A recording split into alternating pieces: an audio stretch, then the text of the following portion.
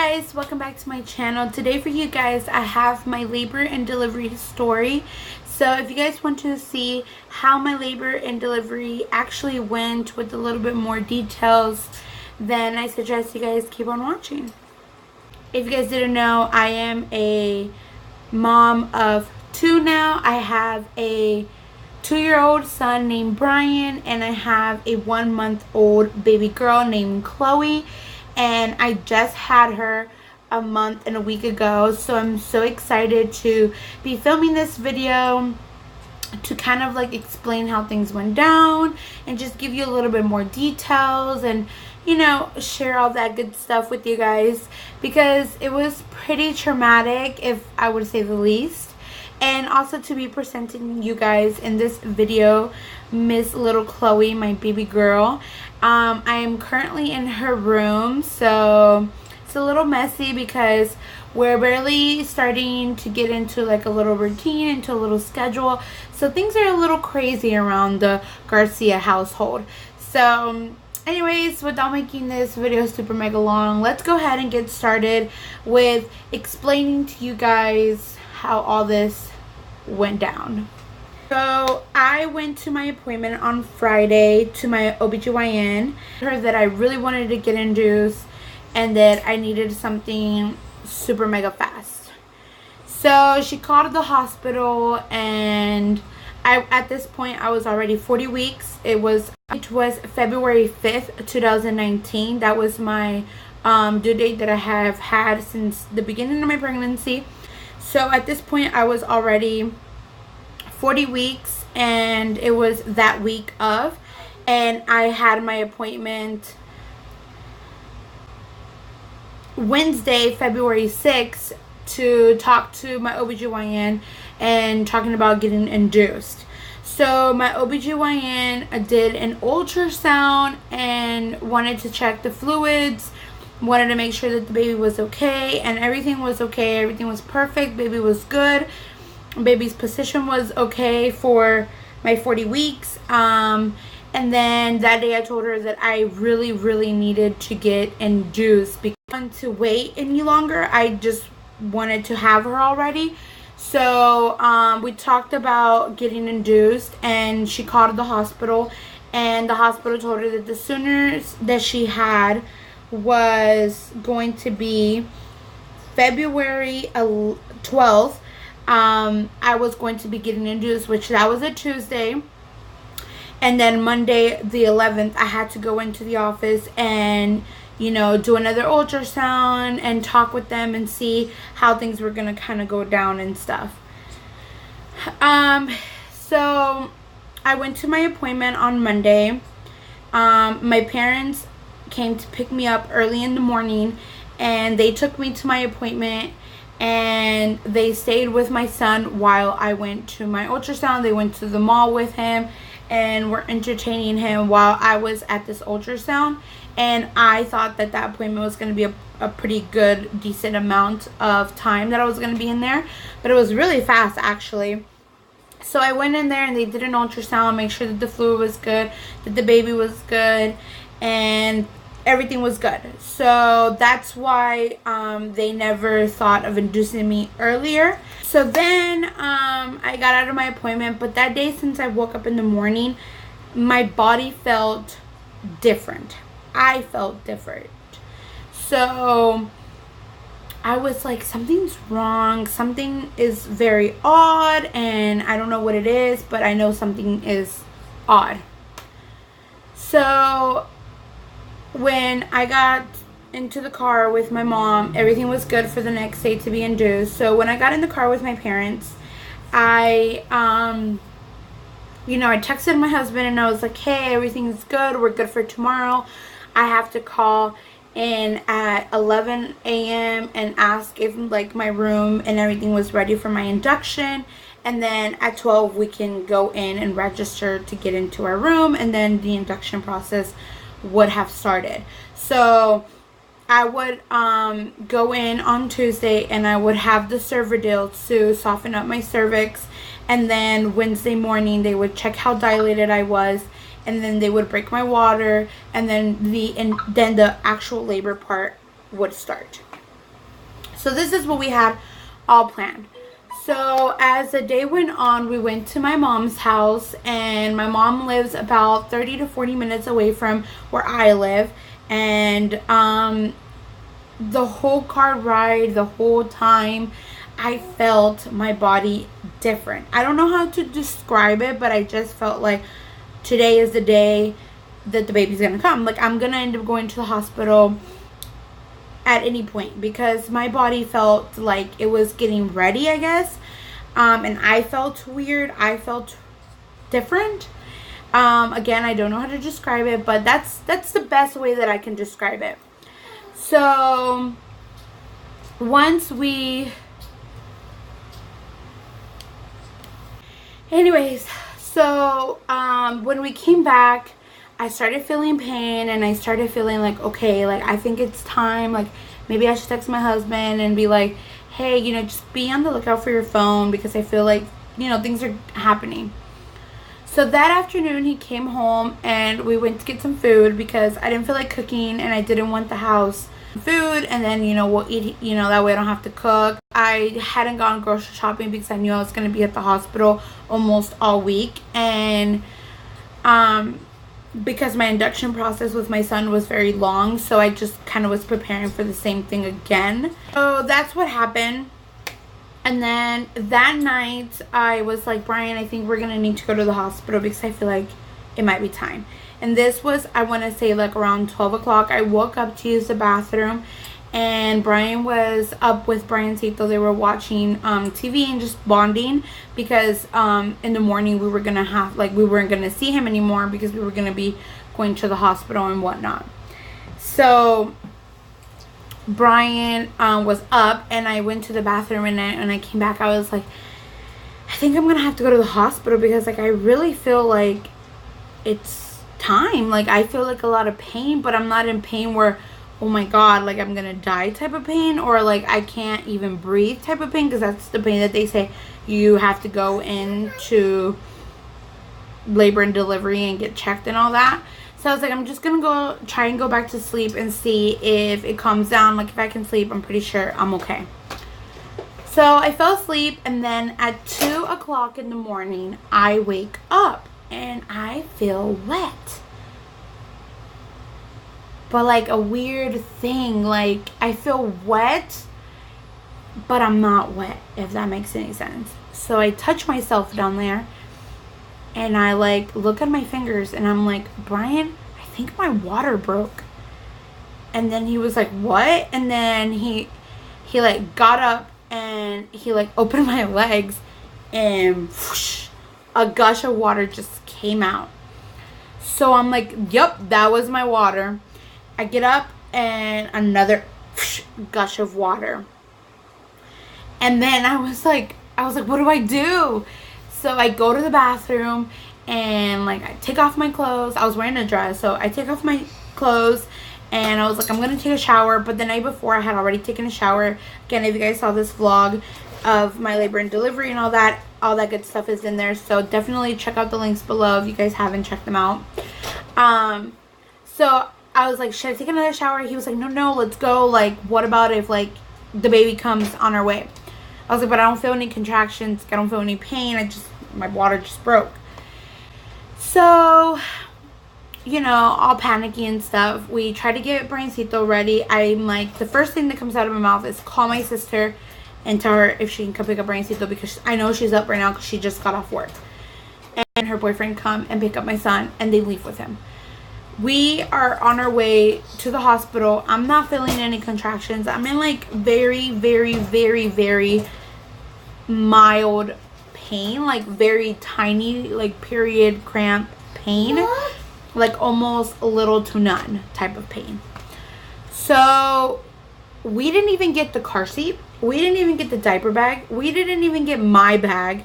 We got nothing. We literally just left with our wallets, the clothes we had on our backs, and maybe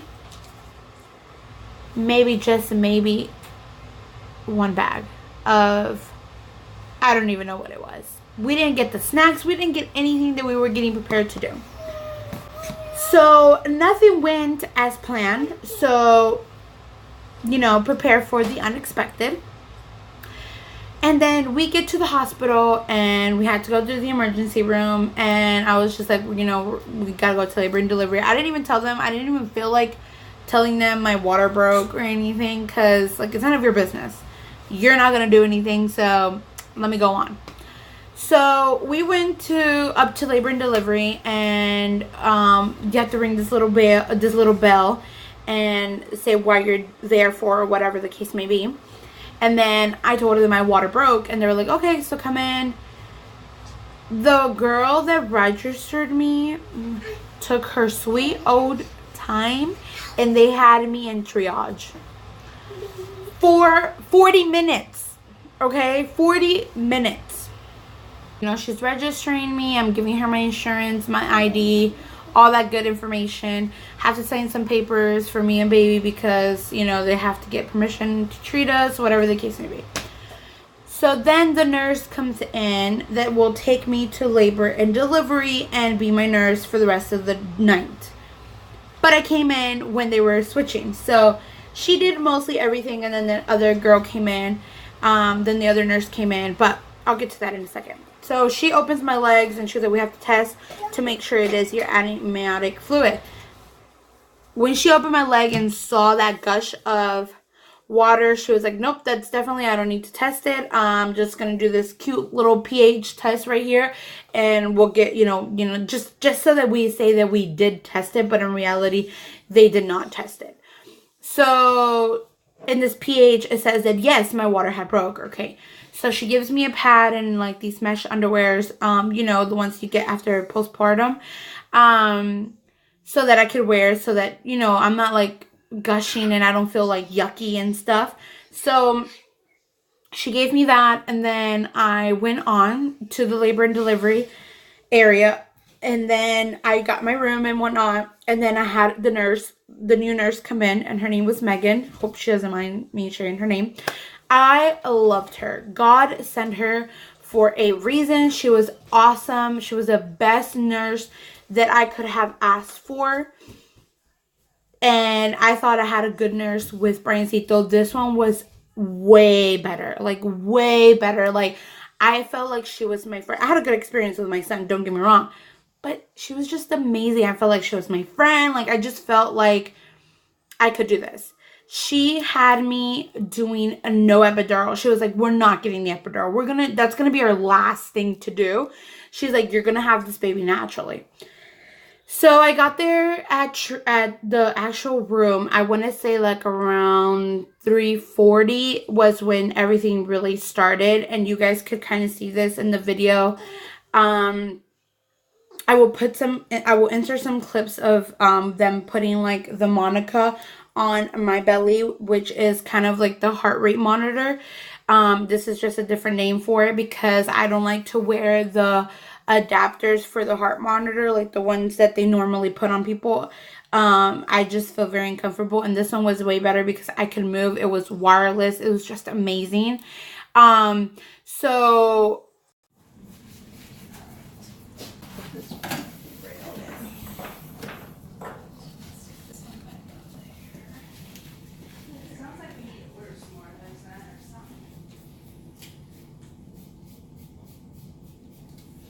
skin exfoliating here, okay?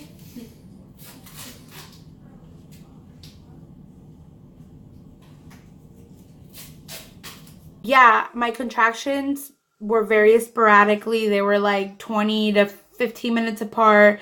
They were not strong. They were not consecutive. They were just not strong contractions. They were just normal baby contractions that I've been having almost all my pregnancy.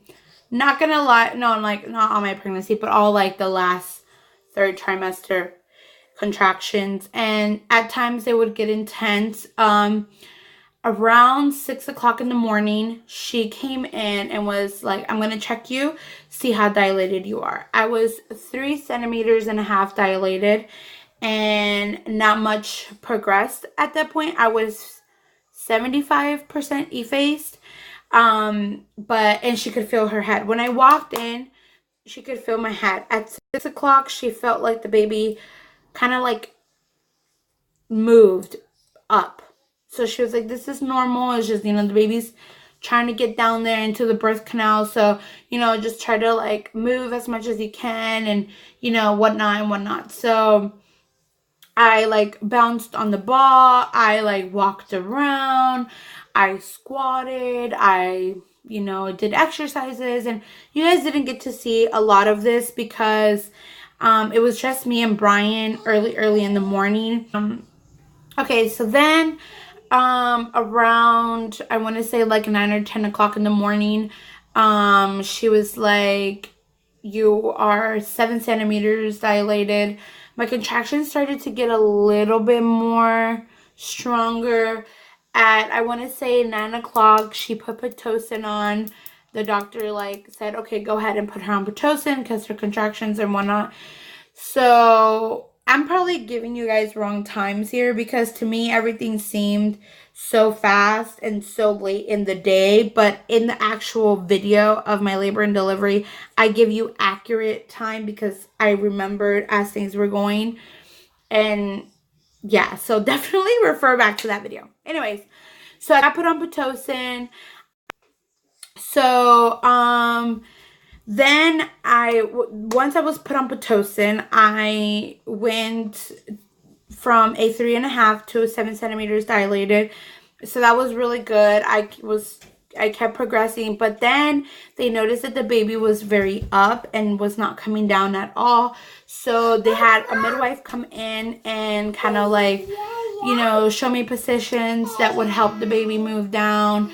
Again, my nurse Megan was amazing. She was rubbing my back and helping me in this whole process.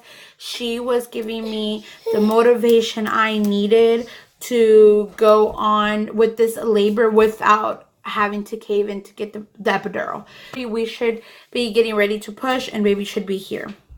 So then they noticed that I wasn't progressing. Again, the midwife came again. She checked me. And she said that she could feel the baby's hand next to her, like her head, like kind of like this. Like the doctor really did not listen to her. She was kind of like, you don't know anything because you're a midwife type of attitude. Then Megan had to leave because her shift was over. And then I had a new nurse, which her name was Allison. She was also very amazing. I loved her so much. Like both Megan and Allison have a very special place in my heart because they were amazing and I could not have done this without them. Like literally, like they were amazing. Like they were just the best moral support and nurses I could ask for. They took very, very good care of me. So definitely very grateful for having them as my nurses. So, and then at like 3 something, the doctor was like, something's going on. Her heart rate went so down. They had to put me on oxygen. Her stress levels were out of the roof. Like she was very stressed at this point, and they were like, we're gonna stop Pitocin, see if that helps. They stopped Pitocin. As soon as they stopped Pitocin, they put me on oxygen, and they were like, we're gonna have to go into emergency C-section. What I felt happened so fast. I had to get the epidural. I was 9 centimeters dilated because she did say I was like 8.5, but leaning more to a 9. I don't know how they checked that. Maybe nurses check differently, but she said I'm leaning more towards a 9 centimeter dilated. So I'm gonna say at 9 centimeters dilated, I got the epidural. So, but I'm not sure again. This is a month later, and in the actual video, I give you actual facts because I knew everything as it was happening. So definitely refer back to that. So anyways, I got the epidural. I was super scared. My mom and my dad and my son were in the room as this was going on because they didn't think I was going to go into labor like this and things were not going to go and be like this. So then they asked my mom and my dad, you know what, you're going to have to go to the waiting room and you're going to have to wait because we're going to go into emergency C-section.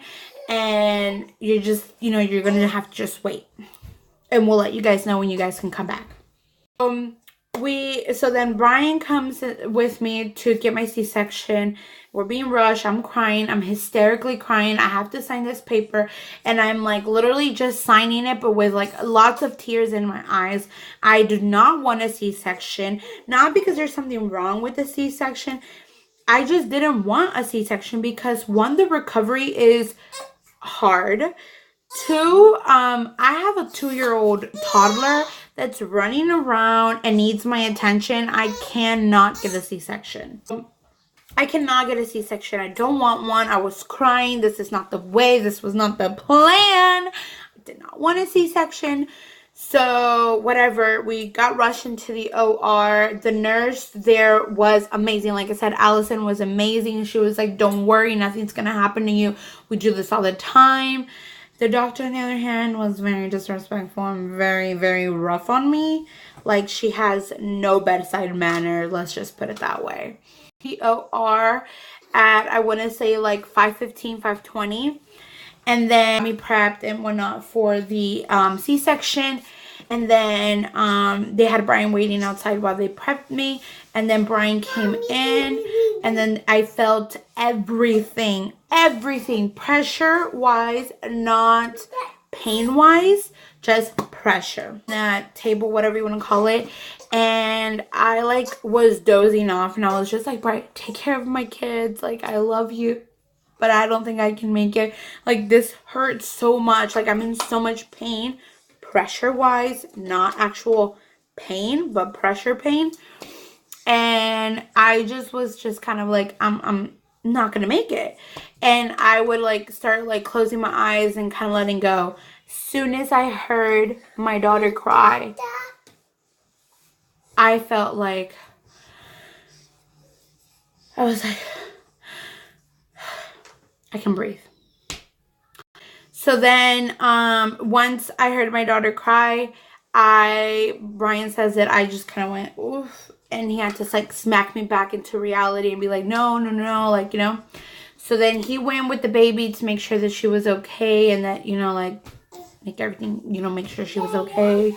Make sure she had her 5 little fingers, her 10 little toes, and her 10 little fingers, all that good stuff, And then they showed her to me above the curtain, and I like literally, when I saw her, this was my face.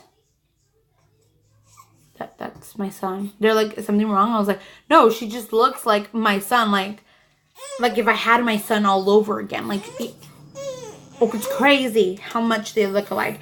I will insert a picture of both of them side to side here so that you guys can see how much they look alike. Then, they closed me back up and they transferred me to the labor and delivery room again to be monitored for, I think it was 2 hours. They were pushing and pressing on my uterus. That was the most painful thing I have ever gone through, by the way. And then, then later they passed me over to the other postpartum side of the labor and delivery unit. And then, I got to breastfeed. I got to do skin to skin. I got to do all that good stuff with the baby, and just seeing her and meeting her was amazing. My plan, my labor and delivery did not go as I wanted it to. It did not go as I planned. Definitely wasn't induced at all, but I'm very thankful that my daughter's here, and I'm very thankful that I did what was best for my daughter to get here safely. Chloe, she is 1 month old. And like I said, I couldn't film this video sooner. In bed with a C-section and then a lot of pain. And then days I felt really good. And then, all that roller coaster emotions. But here is my baby Chloe. She is 1 month old and she weighs 9 pounds, 12 ounces. And she is 22 inches long. And probably a little bit longer now. And she's a very strong baby girl, and I love her so much. Passion and growing. And I hope that you guys enjoyed this story time type of video. I tried to just say it as fast, and again, a lot of the things are not 100% clear because things just happen so fast and not the way I planned them to, but I'm just thankful she's here. And with that being said, thank you for watching this video. Thank you for being a part of my YouTube family, and I will definitely see you guys in another video. Don't forget to subscribe. Don't forget to hit the notification bell, and I'll see you guys in another video.